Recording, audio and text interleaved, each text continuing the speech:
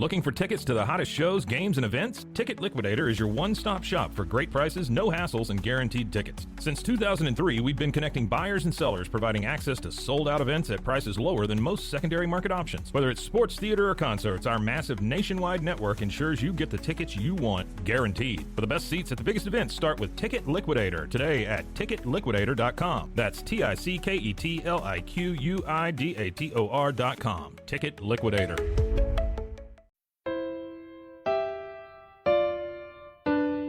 Marriott's on the move. What? Marriott's on the move. Again? Marriott's on the move. Woohoo! If you're dreaming about moving to a new city to pursue the life of your dreams, this podcast is for you. Moving 18 times in 22 years to 5 of the top cities in America, I know it's not easy to make those decisions alone. So I help individuals develop the dream, the plan, and the move, even if we need to get scrappy to get you there. I'll be doing interviews, career and city spotlights, and sharing my crazy moving stories, tips, tricks, and scams to avoid. My Fred framework will help you see just how attainable your dreams are.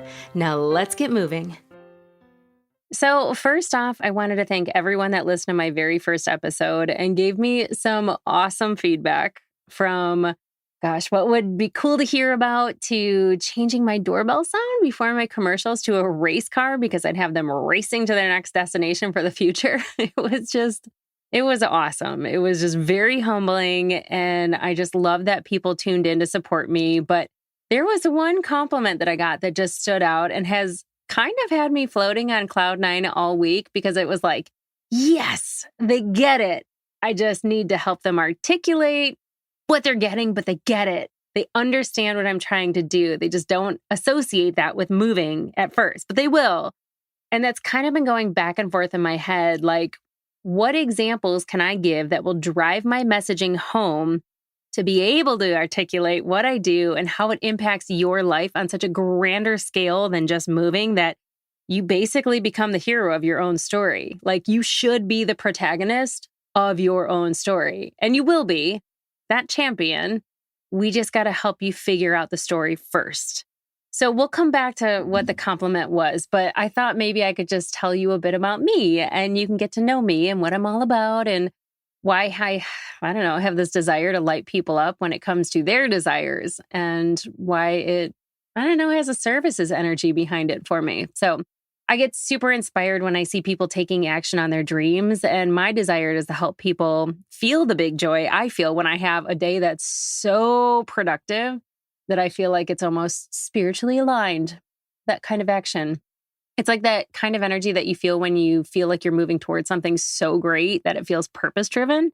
I don't know if you've ever felt that, but I have given people that inspiration, and I can confidently say that because they've told me that. But sometimes helping people get to their goals is like, it's doing it despite themselves or their tendency to self-sabotage or overthink things. I don't know if you've ever heard the like, I should do this, I should do that. And people will say like, stop shoulding all over yourself, because you should, but you didn't, And I think that's why I had 6 people over the course of 2 months tell me that I should be a life coach. And my first thought at the time was, dude, I'm 45 and single. What the heck do I know about life? The funny thing is, actually, I was 44. Yeah, I was 44. It was 2 years ago. But I mean, the funny thing was, it was mostly me listening to their stories and saying like, have you tried this? What do you think is standing in your way of doing this? Or just help like verbally process what they're trying to do, and then helping them get unstuck out of that habit or cycle that they were in. So I found this meme that at one point I printed out and I hung it on my fridge, and it said, if you want something bad enough, you'll find a way. If not, you'll find an excuse. And I instantly felt like I had the hack, all the things all like in my life that felt overwhelming, even though they were like irrational thoughts, because some of them were super simple tasks, like winning the argument with yourself and dishes. Like, I once timed myself to see how long it'd actually take to do the dishes. So the next time they piled up, I could say, well, it only took me 2 minutes and 37 seconds. It's not going to take forever. Just do it. And a funny thing happened, because when I would do the dishes the next time, I'd set the timer and try to beat that 2 minutes and 37 seconds. And then that became 2 minutes and 14 seconds. And then the next thing you know, I'm loading the dishwasher in a way that helps me beat my own goal. And it was kind of fun, kind of silly, but I told a friend about it, and now she's grouping the forks and spoons together on their separate sides of the utensil caddy just so she can grab them faster and get them done quicker. And that's kind of what I love to do, is like find those hacks that like you outwit yourself sometimes almost. Like the dishes became this fun game. And since I love waking up to a spotless kitchen, I'd go to bed with this like in control feeling, even though it was something so small, but like a win. It could have been my only win in the entire day. But I had this really huge aha moment. I took Gretchen Rubin's 4 Tendencies workshop. I don't know if you've ever heard of the book, but if you haven't, it is like the best way to communicate with people. If you're a manager, it doesn't even matter what you do for a living. It's just like once you pick up on the tendency, you can figure it out. But I did it just before the pandemic happened. So I literally read the book, and then I figured out like she had this workshop, and it was really like a digital course.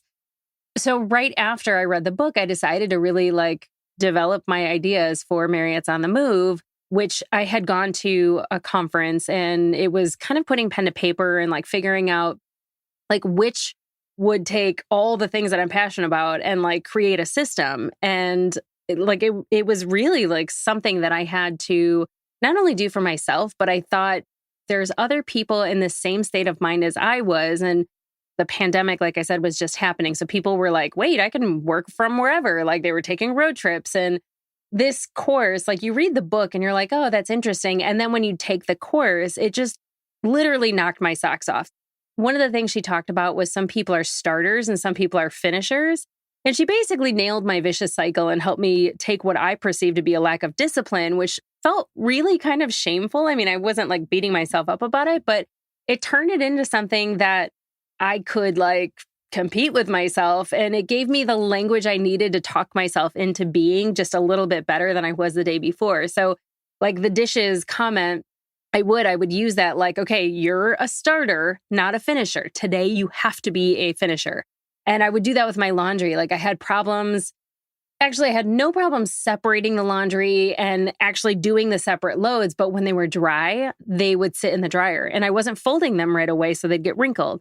And then I had to put them back in there with a wet rag to like get them steamed up a little bit. But it was just like, again, this vicious cycle. And my intention when I was starting laundry was to finish the laundry and put things away. But I wasn't a finisher. So a finisher would wait for the dryer to be done and take them out right away and then fold them and put them away.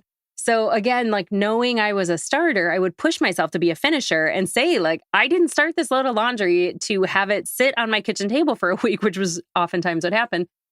I started it with the intention that I'd have a cleaner house. So how do I play that game so I win it all the time? And these are some of the hacks and things that I think about, and I want to apply them to moving.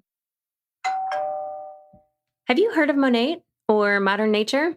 I hadn't either before my friend Monica was raving about their skincare products that she's obsessed with. I took their hair quiz to find out which product line would be best for me since I just happened to be looking for new shampoo and conditioner, and I signed up for their VIP package that got me a little bit of everything to try out. Turns out they are the first anti-aging hair care line in the world, which I didn't even know was a thing. And their products are gluten-free, vegan, and Leaping Bunny certified, which means they're never tested on animals. Now I'm obsessed with their rich formulations that feature botanical extracts, essential oils, and other naturally based ingredients, and I want to share those products with you. I'll put the link in the show notes, or you can hit the faves page on my website. It's safe, EU approved, and clinically tested by third parties. So essentially, robustness approved. Now back to the show.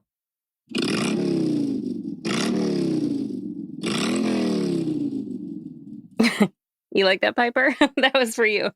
So we're back. So basically, when I was growing up, like we really did, my mom loved a clean house as well. And I think that's what got me to love a clean house, especially in the morning. Like you just start your day off right. But we used to play this game and you had to finish the sentence. I feel the richest when, and you'd fill in the blank, but you couldn't use money as the answer. And I'm pretty sure it wasn't because we didn't have a lot of it. I mean, my parents worked really hard. They both worked full time. My mom was in retail. My dad worked at a factory. And we play this, I think, just to make sure that we would like feel grateful for the things that we have in our lives. But I still do it today. So like after I get my car washed and vacuumed, I'd say in my head, like, I feel the richest when my car is clean and smells good. Or I feel the richest when I have all my laundry clean, folded, and put away. But again, it's like that super productive energy that you're caffeinated and ready to conquer the world. That's what I apply to moving and like how to outsmart yourself and get through these tendencies that you have. So it would absolutely 100% be such a dream to get Gretchen Rubin on my show to talk through what the 4 tendencies are. But this course and this like book changed my life. It's like changed how productive I am, but it also changed me as a manager. It changed me as a friend and how I communicate with people. It changed me as a life coach. Like I'm so glad I went through that first before I went through my life coaching certification, because it really helped me understand a lot about me in the meantime, but then also the other tendencies that people have. So I want to go through and kind of talk you through what those are. And again, she would do it so much justice if you do her workshop or it's a digital course basically, or read the book, but it's called The 4 Tendencies. And I'm going to link to a podcast that she was on, the Whole30. Anybody that knows me, well, most people know that I'm obsessed with Whole30 and I love the paleo lifestyle and stuff. And for a while, Melissa Urban did a podcast and she was one of the first guests on it. But she goes through this whole thing so she can articulate it better. And I'll link to it in the show notes. But essentially, there are 4 tendencies that people tend to have. And mind you, she has had over 1 million people take the online quiz. So there is a quiz and I can link to that too. But the insights have helped people like myself make lasting changes. And in the cover of the book, she says, it's far easier to succeed when you know what actually works and why. And the emphasis is definitely on the why. And that's what we figure out together in my practice. But knowing what tendency someone is can be so helpful when I'm coaching. And I'll tell you a couple stories. But so the 4 tendencies are, so the first one is upholder. So these are the type of people that don't need accountability from anybody outside to meet inner expectations. So they're the type of person that decides they're going to run a marathon. They look up a training program, they train, and then they do the marathon. Like they don't need a running group or anyone outside of themselves to keep them on track. That tendency they just are upholders. That's just, they decide they're going to do something and that's what they do. And each tendency has a motto, which I absolutely love. And their motto is discipline is my freedom. The next one is the questioner. So these are the type of people that want to gather their own facts. They decide for themselves. They object to anything that they consider arbitrary. And they only typically meet inner expectations and including outer expectations that they've turned into inner expectations, if that makes sense. So they'll say things like, prove it, or like their motto is, I'll comply if you convince me why. So they meet inner expectations, but they're going to resist anything outer until they have proven in their head that like, yes, they can appreciate that, or that does make sense, and they'll decide for themselves. Then there's the rebel. So they resist both inner and outer expectations. And a funny story about the rebel, I had a coworker that was telling me that they weren't happy. Like they were gaining a lot of weight and they just didn't have time to go to the gym because they were working so much. And I knew he was a rebel. I had just read the book. I knew like inherently that he was a rebel just in general. I knew this person for like over 20 years. And I was like, so let me get this straight. You're not going to go to the gym because our company won't let you? And he's like, no, I mean, I can go to the gym. And I was like, so, but you just said that you're not going to the gym because of work. And he's like, well, no, I mean, I do what I want. And I was like, well, okay, that's weird, but that's not what you actually said. And it worked like clockwork because all of a sudden he had this newfound motivation to like beat the company, I guess, that actually wanted him to be healthy anyways, because it's better for our premiums. But he was resisting himself and telling himself this excuse that it was work, but really it wasn't. Like he did it because he was like sticking it to the man, but that wasn't the problem. Like he was the problem. He knew that he was gaining weight. He knew that he wanted to lose weight and that he'd be a happier person. But it was just like that motivation that he needed. So I didn't do anything. I just kind of put it out there. But the rebel's model is you can't make me and neither can I, which is exactly what that situation was and how I lean, because my first tendency isn't rebel, it's the obliger. So that's the fourth one. So the obliger is someone that meets outer expectations, but resists meeting inner expectations. So this is the type of person that will, I don't know, stay up to midnight trying to get something done for their boss, despite the promise that they made themselves to get up at 5 a.m. to get to the gym, which probably now won't happen because they needed to meet their boss's expectations over their own goals. Like, even if their boss didn't say, you need to have it to meet tonight, but like this in the race running example that I use in the Upholder, like somebody could want to run a race, but it's really going to take them having a group that they have to go to or paying for a coach or something that like is waiting for them to show up in training in order to get them to go if they really don't want to. So their motto is, you can count on me and I'm counting on you to count on me. So obligers make excellent colleagues and bosses. They will follow through, like they will pitch in when they need help, like when anybody needs help, really. Like they thrive on deadlines, but if they don't have a deadline, they need to have that accountability or it won't get done, because obligers have a really hard time saying no to anybody, especially if it's like service related and they can help make somebody else happy or take something off of somebody else's shoulders. Like they are trying to do something that helps please other people, but they don't get their own stuff done themselves. And I mean, I know as an obliger, I really do have a hard time saying no because I most of the time can't find an excuse to say no to that person, but I find a ton of excuses not to go to yoga or Pilates or whatever that is. And I have found myself that I have to really like establish a system of accountability for me in my own way. Otherwise, it's not going to get done. And I hate to say like the $12 charge that missing a Orange Theory class cost me, like wasn't enough sometimes to get me out of bed, which sounds terrible because it is money and $12 is $12. But if I had something coming up like a photo shoot or an event where I wanted to like wear a really cute dress or I wanted to look really good, I have to use future me as that accountability partner because I need to get things done. And just like future me hates to wake up to a messy kitchen, future me loves to get a clean start to my day. So like that's kind of how I trick myself into doing these things, is really like future me. So that's why this book is so powerful, because it teaches you how to communicate with other people. Yes, in other tendencies than where you are, but you can quickly identify what you are, because you're probably just even reading my description, you probably already know. But you can take the quiz. I think it's just Gretchen4tendencies.com/quiz or something. I'll look it up and I'll put it in the show notes, like I said. But it just really is super powerful because it can teach you how to communicate with other people, but really it helps identify like what you are. And the other thing is that you can lean one way or the other. So most obligers will lean to rebel, and she has a lot of the stuff in there because you can do this. You can look at your kids, your parents, your brother, your sister, who are your colleagues, whatever, and you can figure out how to communicate with them. But when they lean certain ways, so like most obligers, like I said, lean rebel.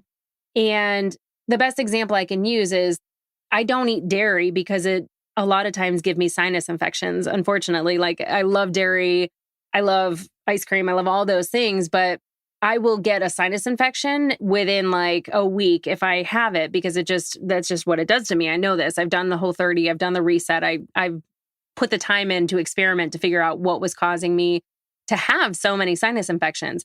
But the thing is if I had dairy and it gave my brother a sinus infection, who I love and is my bestie, and like, I never want him to be sick, I would never, never, never eat dairy. But I am a rebel in the way that I lean, because the only person I'm hurting by not doing it is myself.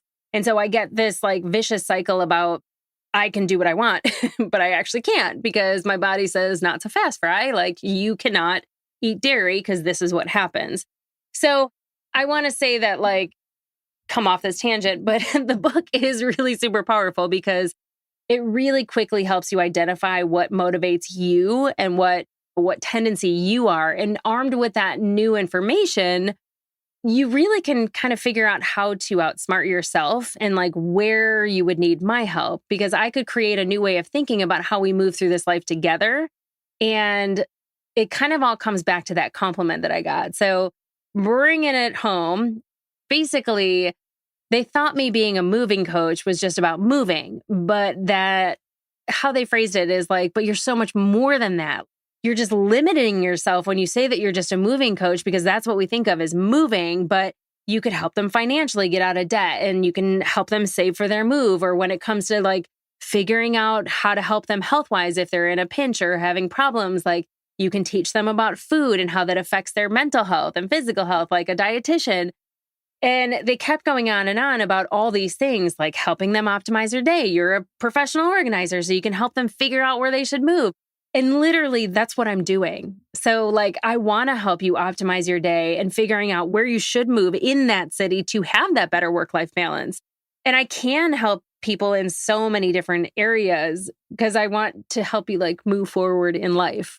A moving coach. Your moving forward in life coach sounds really like awkward and is hard to say. So I just call myself a moving coach because I am going to help you move forward in those 4 areas. So finances, I'm certified through Dave Ramsey's organization as a basically like personal finance person.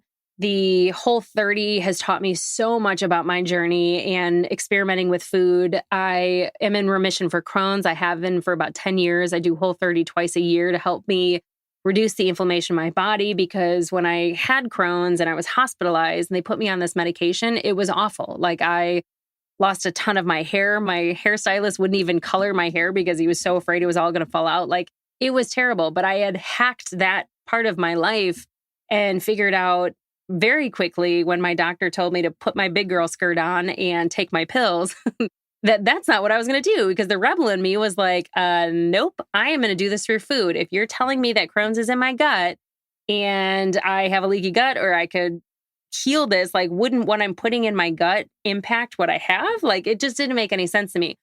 So I found that when I was doing things like the Whole30, my mental clarity got better. It was unbelievable. I had bouts of like depression and anxiety my whole life. And then I switched to eating this like souped up paleo, and all of a sudden I could retain information and I could do all these things. So every person's body is different. I'm not going to say that it works for everybody, but it does help you identify certain things. And in the Fred framework, so you have finances, you have robustness, which does impact your physical and mental health, but it also has your ecosystem. And I moved to 5 of America's top cities, but I moved 18 times within those cities too. So I could literally say with 100% confidence, we need to figure out what is in your ecosystem. And then we need to put you somewhere in a really quick range of wherever it is you want to be. Like if you want to go to a coffee shop and get coffee in the morning when you're just getting up, or you want to walk the dog to a certain dog park, like there's all these things that we can factor in. And it's really about moving forward towards those goals and having that optimized life. And the pandemic helped a ton because really people realized that they could potentially work from anywhere if they were remote workers. So people started experimenting and all those things. So I will talk a little bit more about some of the other things that we talked to in the next episode. But I want to go through kind of my moving story, and it will help you kind of figure out how I got to this point. Have you heard of a mocktail?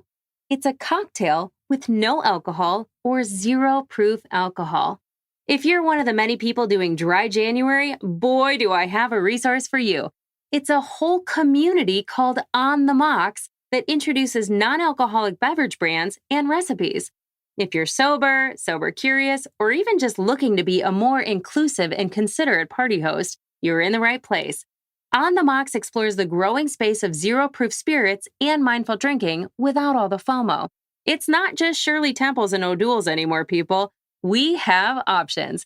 Go to onthemocks.com and check them out. You can also join the party on Facebook and Instagram. Now, back to the show. And we're back.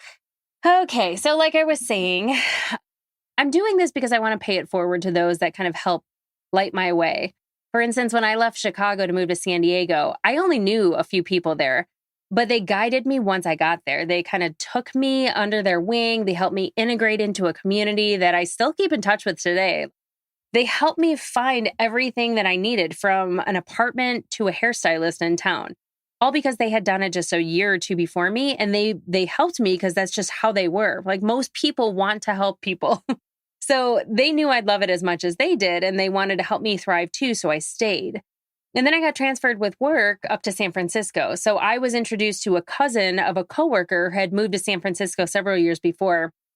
And she was a travel nurse and she was coming off the road because she loved San Francisco and decided to stay. And she was building her girl tribe basically and brought me into it.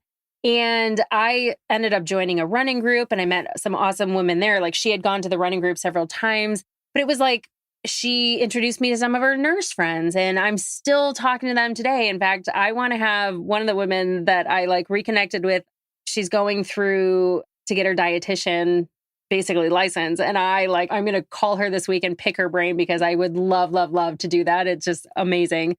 So, but I have so many fond memories with that tribe and I'm still cheering with them and for them from afar. But that tribe made my experience so memorable. And it still brings me a lot of joy today, whether I like go out to visit my coworker turned Care Bear soul sister to our numerous trips in Sonoma or walking around the reservoir or visiting a couple friends around Healdsburg, which is between Sonoma and Napa. It's like my absolute happy place. I love all the wineries there.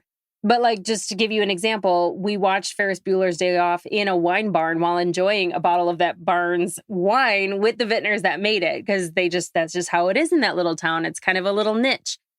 But we were invited in because that was the culture and I loved it. And like now I watch a lot of Dateline, so I don't know if I would fall for that these days. But we were in a big group, so it felt safe at the time. But I basically, after several years in San Francisco, picked up and spontaneously moved to New York City because they had a job opening there and I was a good fit for it. It was with my company. So I may not have felt like I was moving forward in my life at San Francisco. Like everybody around me was finding relationships and I was just like, okay, maybe this isn't my place. I'm ready for a fresh start. And then I went on this very expensive roller coaster ride of a year and a half before I missed my old comforts and my friends and family in Chicago. So I had several family members that were not well. My uncle had cancer.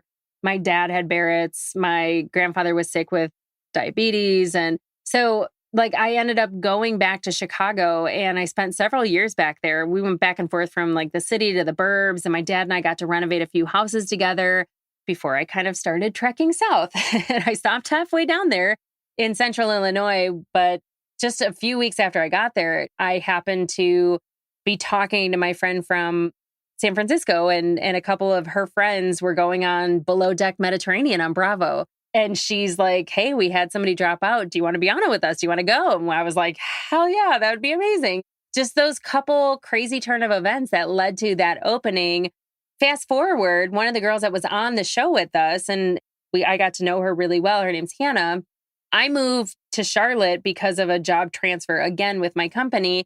And she had already moved to Charlotte. I didn't even know she was here, really. I think I saw something on Facebook, or not Facebook, Insta. She's more on Instagram.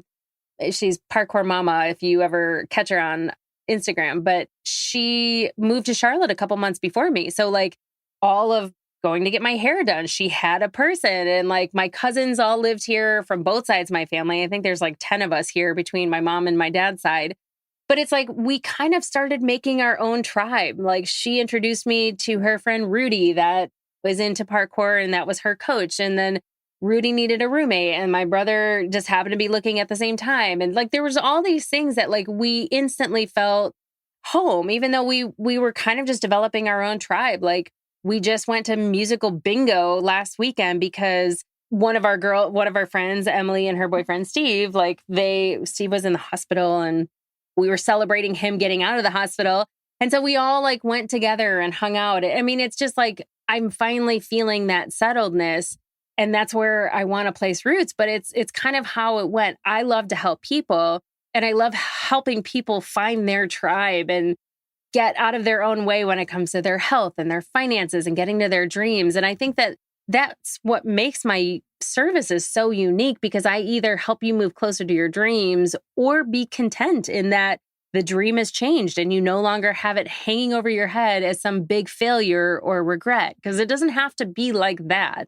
Sometimes it's literally like you changed your mind or you went and did a POC. I talk about a proof of concept a lot. I call them a city POC, but you go and you do that. And you could potentially say like, hey, I think that was my old dream. And now I kind of like where I'm at. So even just getting that, okay, I was going to pivot, but I tried it out and I don't love it. And now I feel content. Sometimes even little things like that is so pivotal in your life. I oftentimes even tell people, like, if they're going to book a trip, if they're moving, to book a trip back home, like 5.5 months in. And it sounds so weird, but like wherever you move, something around that like 5-month mark, when you're in a new journey, like you will start feeling nostalgic and like kind of wondering why you moved. And if you don't love it, it's really, really hard to get past that. But if you book a trip back home or wherever you came from, then at least you can like go back, fill your tank, remember why you left or remember what you didn't love, or pivot and go back or go home or whatever it is. But I mean, I think that it's really going to help to give you some examples of what I talk about, what kind of interviews I'm doing. When I coach, it's a whole different type of practice. I mean, we go a little bit deep with just like consulting and things like the POC and suggestions like taking a trip 5 months in and things like that. But we can get a little bit deeper and we can get really complex. And I have a couple different stories that I can tell you that might illustrate for you visually, like what it is that we can do to help prepare you for the future. But I think that's why you'll see that my niche is pretty unique in the relocation industry, and that can be applied to so many other areas outside of moving. But for now, I think that I gave you a lot to go on for this episode. I feel like I'm going off on lots of tangents. But if anything, I want you to know that we are very adaptable. As human beings, there are a lot of things that we can do, but I really, really want to help you be persistent in your dreams. And if your dream has changed, being content in that your old dream isn't your new dream and figuring out what that is. So I am going to sign off for now, but I just want to thank you for listening in last week and listening in this week. And I hope you keep moving forward. Have you heard of Podopolo? That's Podopolo. It's a new podcast platform app where you can interact with me through the comments. I've been saying for years that Apple and Spotify were missing out on the social aspect of podcasts because I want to be able to interact with the host and chat with fellow fans. I couldn't be more excited to be on the ground floor of this. Just go to the App Store and download Podopolo. That's Podopolo. It's free, and all of your favorite podcasts are already there. When you download and sign up, put in Marriott's on the Move, all one word, as your referral code. Search for the Marriott's on the Move podcast show and hit follow to show me the love. You can share clips of the show on social, send it to your friends in the app, and virtually hang out with me in the comments together. I might just do some giveaways. Now back to the show. Woohoo! Well, I could go on forever and ever about moving you closer to your dreams, but I should probably save some thoughts for the next episode. A big thanks goes out to you for making time for me today.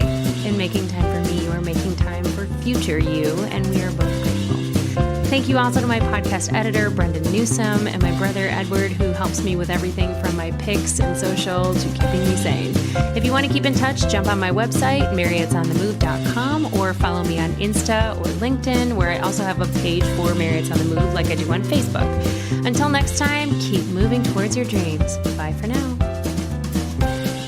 Marriott's on the move. What? Marriott's on the move. Again? Marriott's on the move.